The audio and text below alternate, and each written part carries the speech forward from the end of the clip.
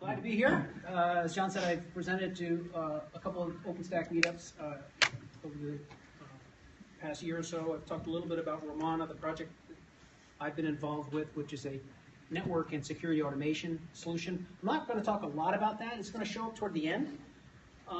But the main topic of my presentation tonight is going to be OpenStack Routed Provider Networks, or Layer 3 router networks. And I kind of stumbled upon them. I went to an OpenStack summit back in Vancouver, I think it was, and I learned a little bit about that, and I kind of completely forgot about it, and it sort of just bubbled up on my radar, and it got me very interested, and I dug very deep into all the different moving parts of routed provider networks, because it actually solves a very interesting problem, and that's really what I'm going to spend a lot of time on talking about tonight. The problems that it solves, how it does that, and then at the very end I'll talk a little about Romana. But that, Bill will pick it up and talk about how storage sort of relates to all this as well. So, quick agenda. I'll talk about the difference between provider networks and what you're probably most familiar with in OpenStack, which are the project networks or the tenant networks. So the very big difference between those two, and you have to understand why they are different and how they compare with one another. Then we'll talk about the existing provider networks that are typically VLANs or layer 2 provider networks. Then we'll talk about two different use cases. The primary use case, if you look at the blueprints in the OpenStack Launchpad, that's what it is, Launchpad, you'll see the blueprint of the original OpenStack, the original routed provider network use case. We'll talk about that, and that's the primary use case that drove the development of the new feature inside of Neutron.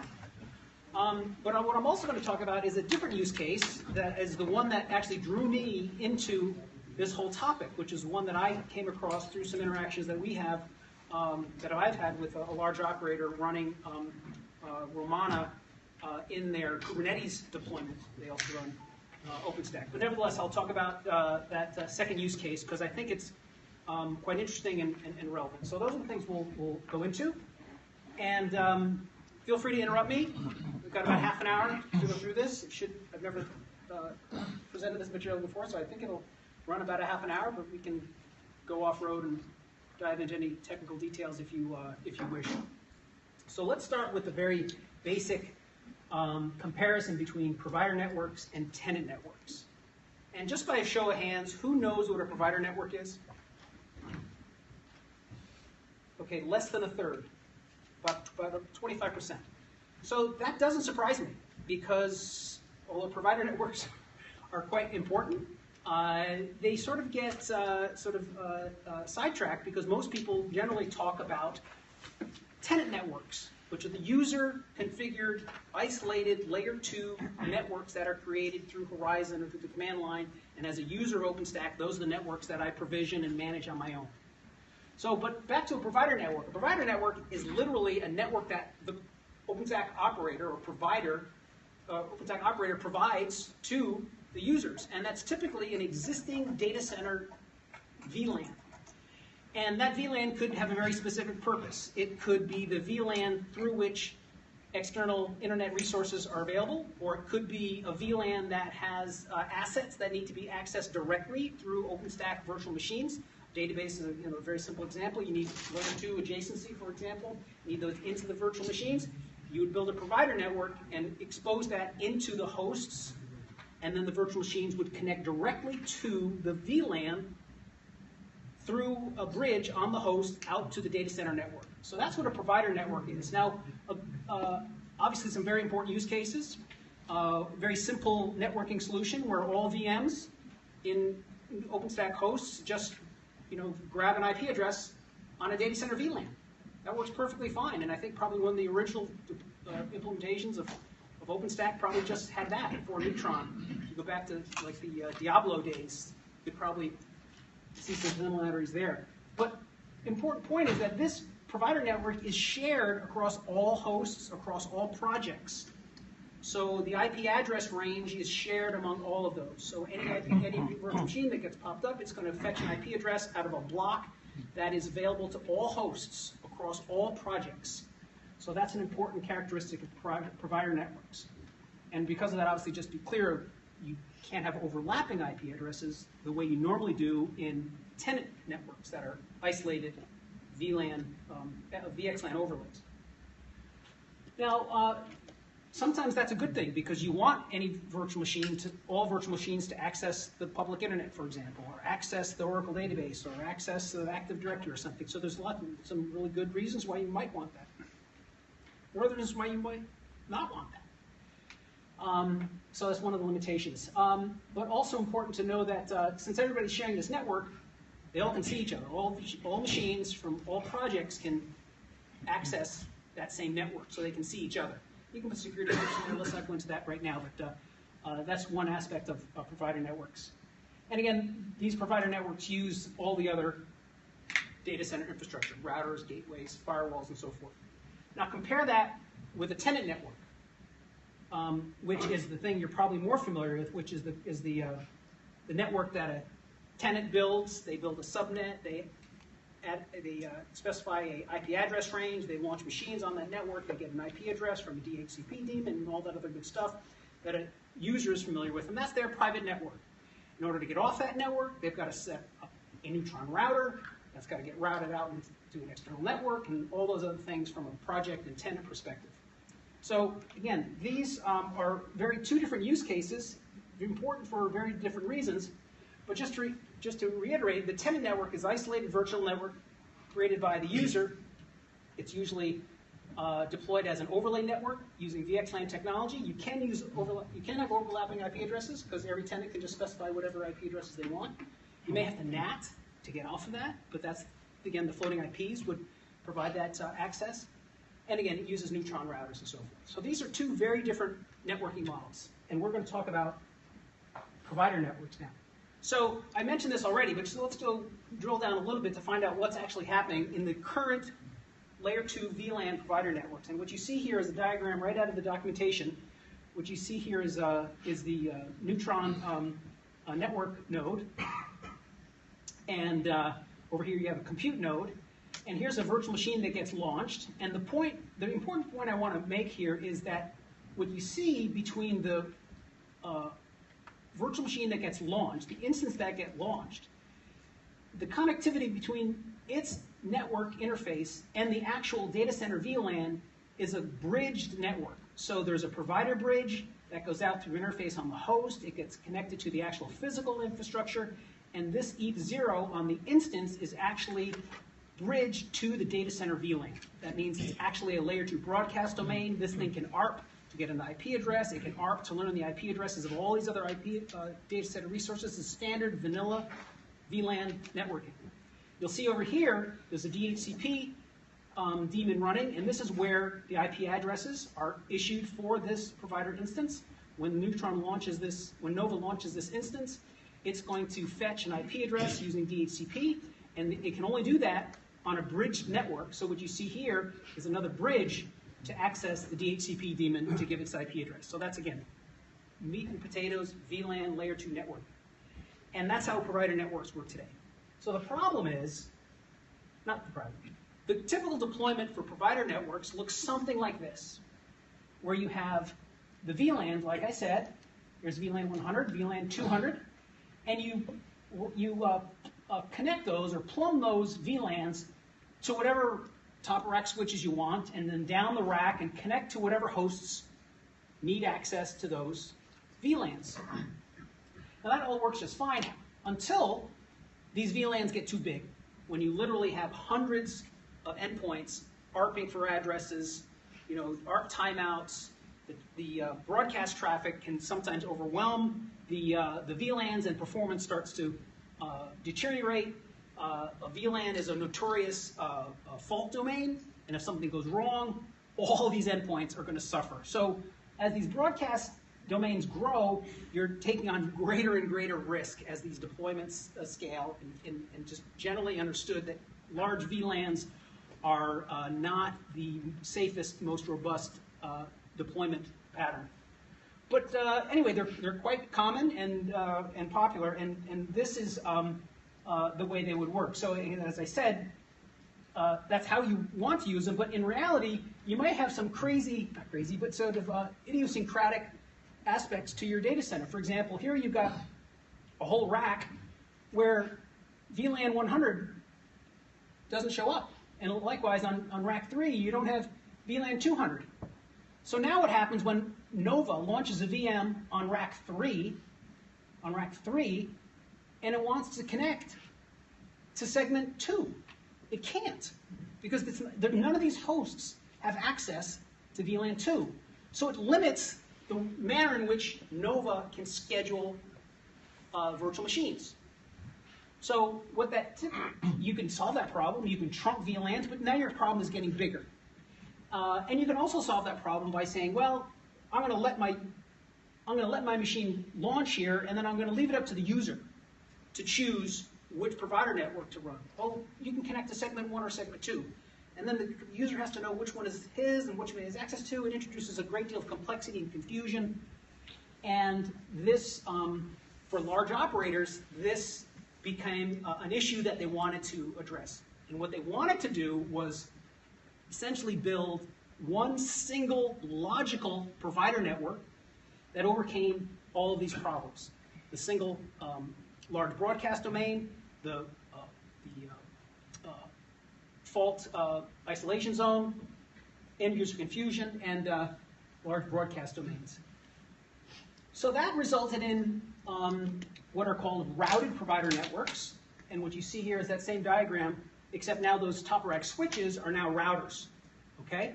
And what this means is that every one of these segments, the red segments and the green segments, they're actually separate layer 2 segments that are routed between one another. And now what you can do is you can take these same two VLANs that we had before, but now I can call them one logical network, and here I'm going to call it multi-segment 1. And what that does is it logically joins these two layer 2 segments into one larger layer 3 network. Now, what that actually does is it takes that large layer 2 that we talked about before and actually separates it into 1, 2, 3, 4 separate layer 2 networks. And that's kind of the problem that routed provider network solves. It takes those 4 segments and stitches them together logically for the end user to just grab a network, and it's going to be able to pop up on that, whatever networks happens to be plumbed to that host. So you can avoid, first of all, you split the L2 domains, so that collapses down to a much smaller number. The fault propagation is isolated. Your blast radius, if you will, is much slower. You don't have to trunk your VLANs. So those are all problems that they wanted to solve. You have the one logical network, but there are some drawbacks to that. You actually need DHCP on each segment because DHCP only doesn't cross router boundaries without a proxy. But anyway, those are the problems that routed provider networks actually solves. And the end result is that users just attach to multi-segment 1. Any questions on that? I'm going to go through an example here.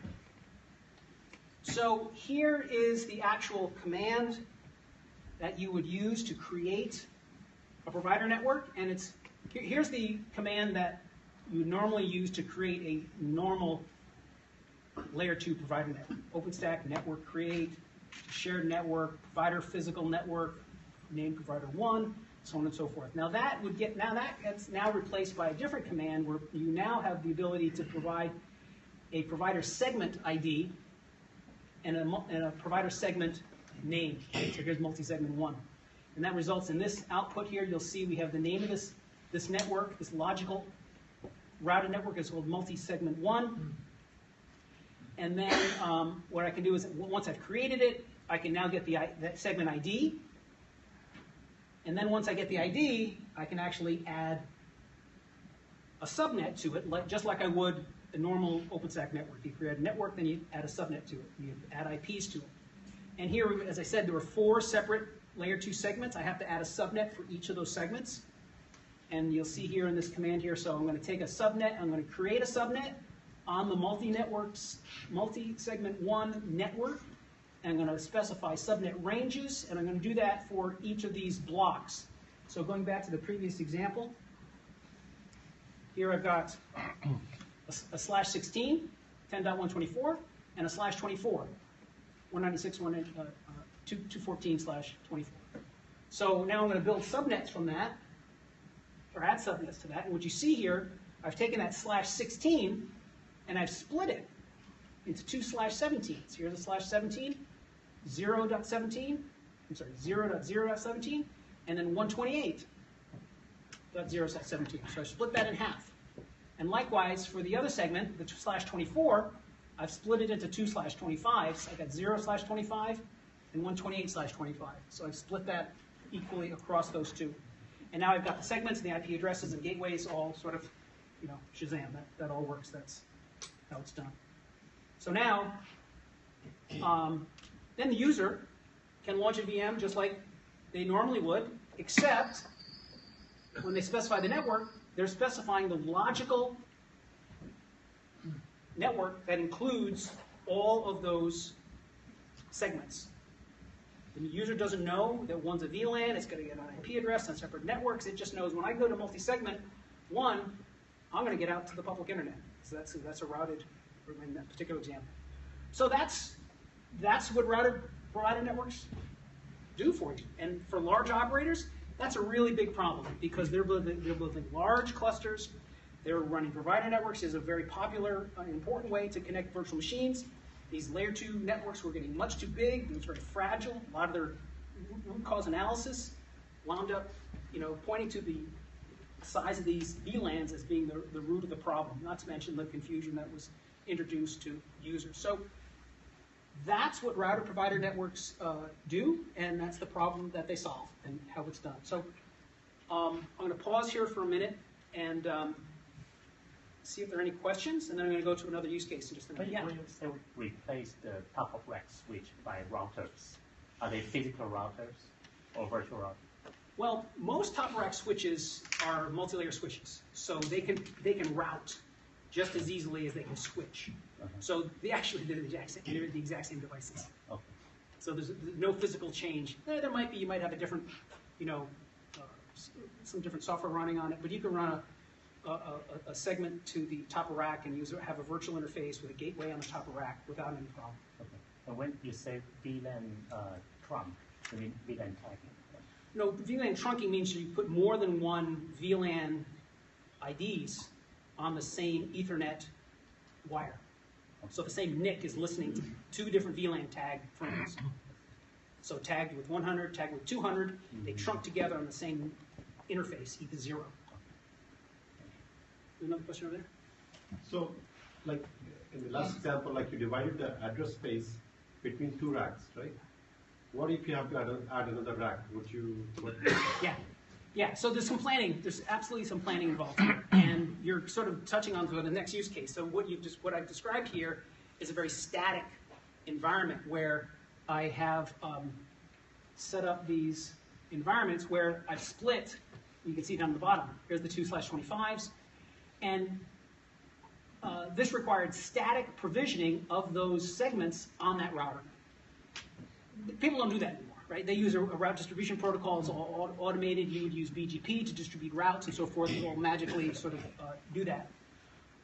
That is not part of the current release of router provider networks. However, to do what you asked, so let's say I now want to add a 3rd rack and I want to blend, I want to split this /17 into 2/18s, I'd have to go back, provision that, set the route, and bleed the VMs and do all the things that are associated with migrating VMs that would be hung on that segment. So a pretty disruptive change. So anyway, my example, sorry, am I running out of time? Oh, no. Okay.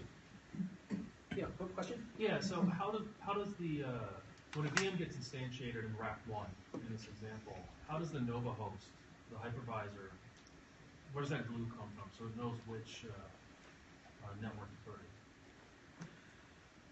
Well, maybe there's someone in the audience that can answer that better than me. Anybody? I was hoping Kevin might be here tonight, but I guess not. Because you've configured the network side, you've declared the multi-segment 1 NIC, right? So how do you configure Nova? Yeah, so there's a DHCP agent running on each of these segments, and that DHCP is configured with this block. Okay. So when Nova launches, I don't know exactly what the bootstrapping mechanism, I've forgotten it, but basically the VM wakes up and it basically does a DHCP request on this segment, and it just says, I need an IP, and DHCP replies with an IP that lives on that segment. And Nova manages that somehow. I don't know exactly. And the segment ID Anybody is help me out common. here? So the segment ID is common across all of them. Well, see, this is so. Yeah, you'll see here in there's a whole collection of IDs and instances. So the whole thing, multi-segment 1, has an ID, and then each segment has a segment ID, and then each subnet within that segment has its ID. And unfortunately, the nomenclature is really overloaded and mind-boggling in its complexity. So I was hoping not to get into some of those details. We're going to stay at a higher level tonight. Was there another question here? Oh, so moving the IP addresses. So let me go to a different example, and then we can maybe come back to some other questions. So again, what drew me into this whole area was not the use case that I just described. The use case that drew me into this whole area was a large operator that I'm working with right now is using OpenStack, but they don't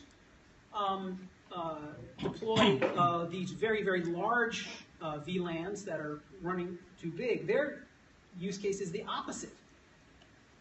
The situation they have is they have a very tiny VLAN. It's only a /22. Not tiny, that's pretty big. /22. There's 1,000 IPs on this. So there's 1,000 IPs here. And they also had trouble with their layer 2 technology. So what they're doing is they're migrating their whole cluster over to a spine leaf routed design. So now they just do not have the ability to run this as a VLAN anymore because they're running routes to the host. They're running layer 3 not only to the top of the rack, but they're running to the host. So if you use that scenario that I described earlier, using routed provider networks, going back to your exact example where you have to split the segments in advance, take that tiny block of a /22 and split it up across 4 racks, then further split that up against all the different hosts, you wind up with these tiny, tiny, tiny little blocks that really constrains the scheduling flexibility. So that was the problem that this operator was facing, and they were trying to figure out, can routed provider networks solve this problem? So the scenario that I described with routed provider networks really constrains the scheduling because imagine a scenario where you had 32 hosts here. You literally would only be able to have 256 VMs in that whole rack.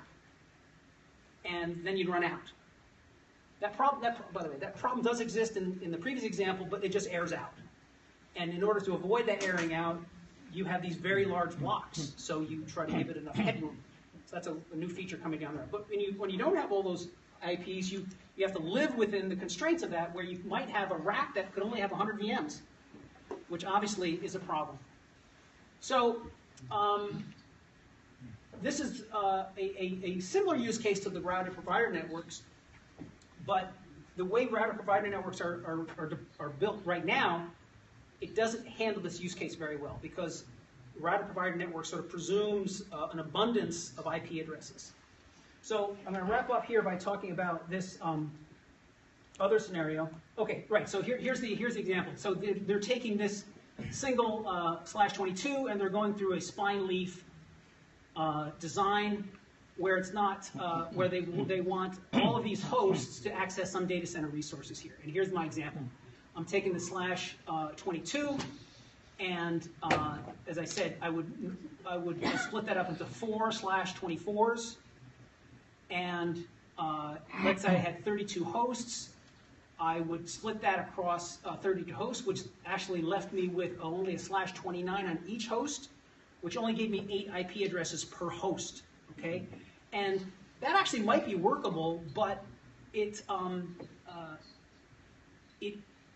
severely limits Nova's flexibility. So for example, as I said, it airs out when it runs out. You might want more flexibility there.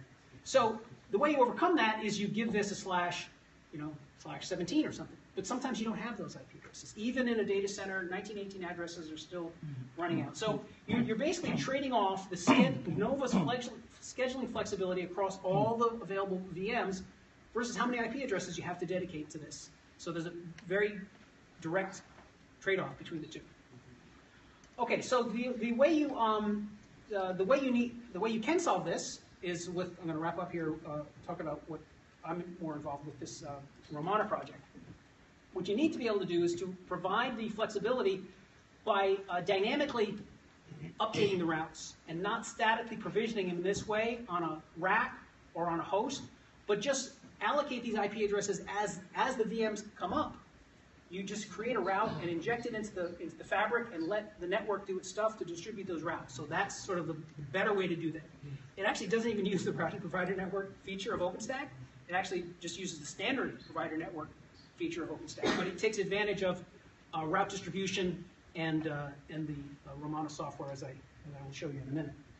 And then finally here, so okay, Romana, this is a project I've been involved with. Go to romana.io. It's a network and security automation solution. We've been really involved with Kubernetes, but we're coming back to OpenStack as we've been drawn back into it.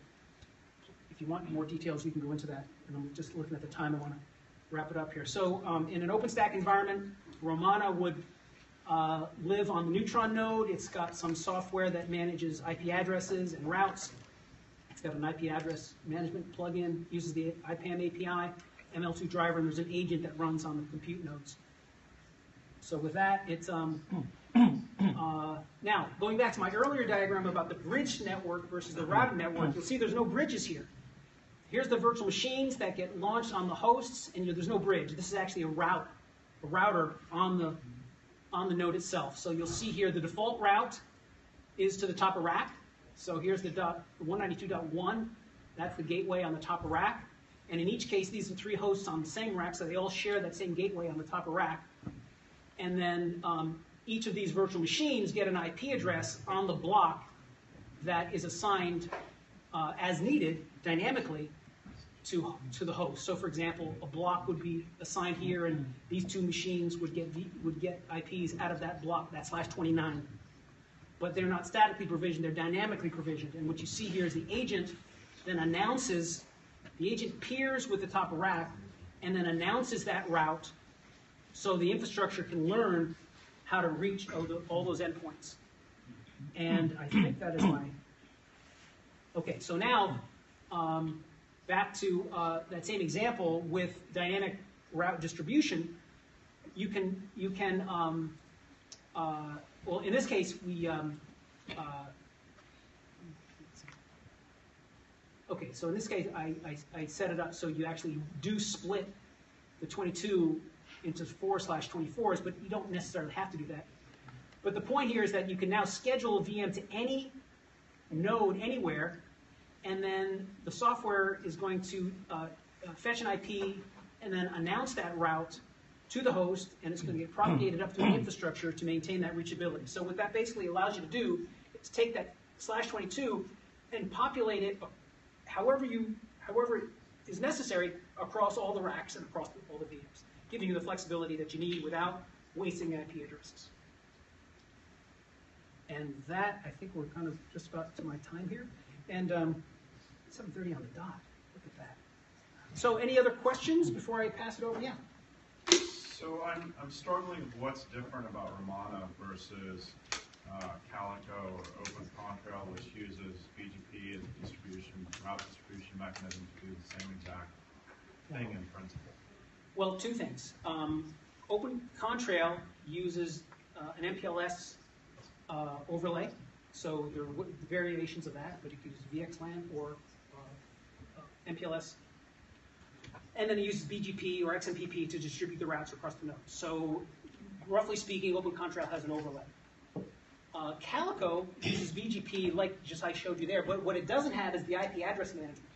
So in a layer 2 scenario, you don't need any route distribution with Romana because it's all layer 2. The routes get injected through the agent directly, and no route distribution is necessary. So the difference is with Calico, you require BGP. With Romana, intelligent IP address management precludes the need for route distribution under those topologies. And there are other differences along the way, but those are the. So what is the agent on the Nova compute host that you mentioned? You just loosely mentioned agent. Yeah, I don't want to get into. There's a CNI plugin for Kubernetes, and there's our agent, and there's a Bird agent if you're running BGP, and then there's an OSPF agent if you're running OSPF. So it's sort of, we haven't released this yet, so it's in use, but it's not packaged and ready yet. So I'm going to go back to this one here.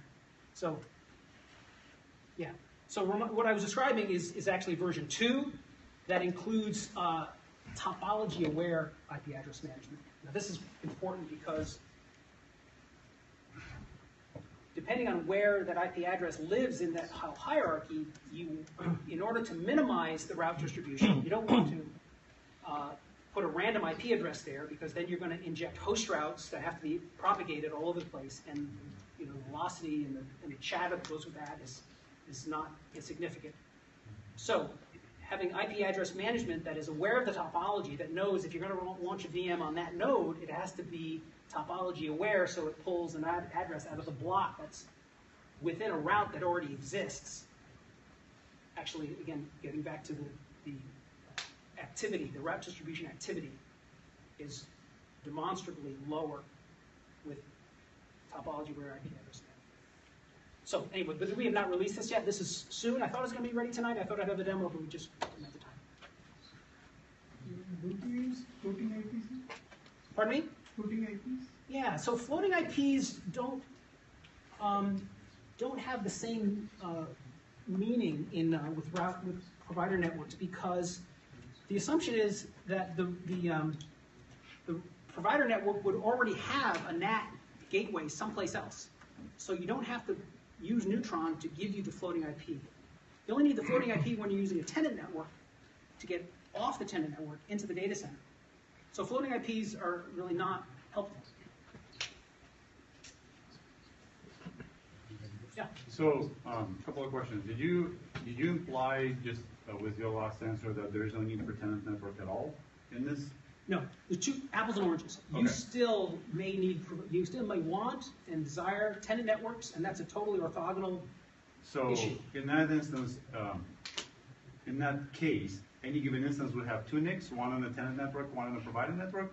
A VM, yes, correct. Right, so then a developer would have to manage a local routing table on an instance to egress the VM, if you will, right?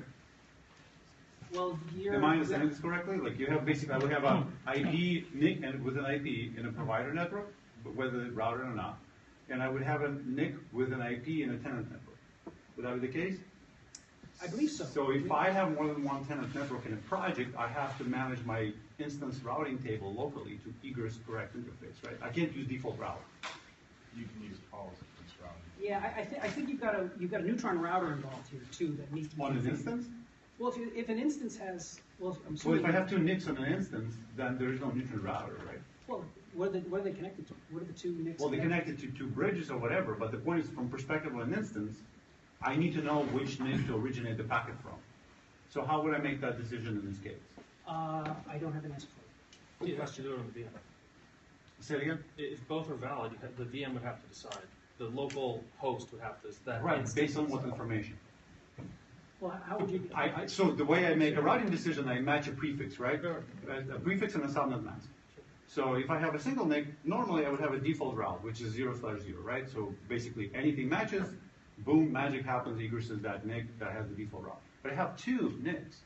Well, you can always have. I can't have two default routes. You can't have two defaults. You can But have they, default. but they don't go the same direction, right? So if here I have only a handful of prefixes available for my tenant NIC, and here I have the rest, i.e. the internet, I can't make a decision on the VM intelligently. I don't have that information on an instance, right? You'd have to program the routing. Yeah, I think this is a question that goes beyond OpenStack per se. I think that's more just a general sort of organizational.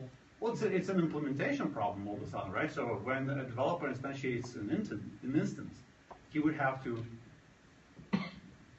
create persistent routes based on piece of information that was implicitly not available somehow, right? Yeah, so you're all right. Those are all absolutely right.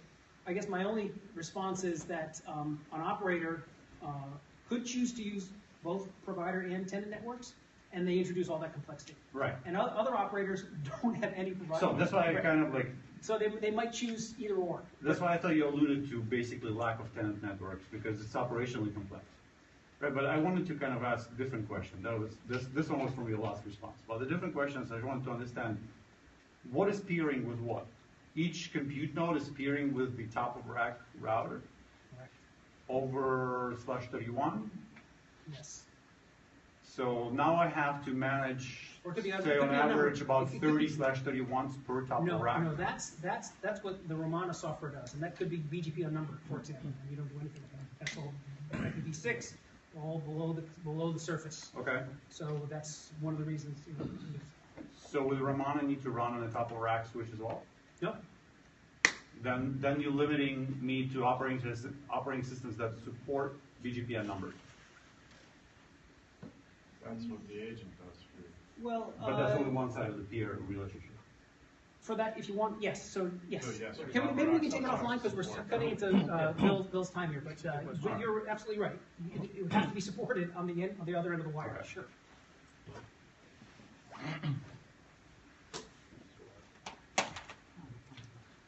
I mean, if you're in a /31, you could also just program the IPs at the top of rack when you're deploying it, right? That's going to be a lot of /31s. Yeah. That's 30/31s per rack. So if I'm managing 100 racks in that setup, that's massive amount of bypass.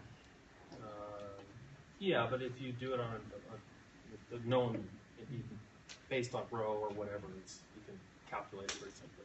So guys, we'll have some time, I think, after, so let's talk storage Okay. for a little while. So we what can you say, come back just to let me networking, right? respond to that. That's a data center design choice that they've decided to take layer 3 to the host.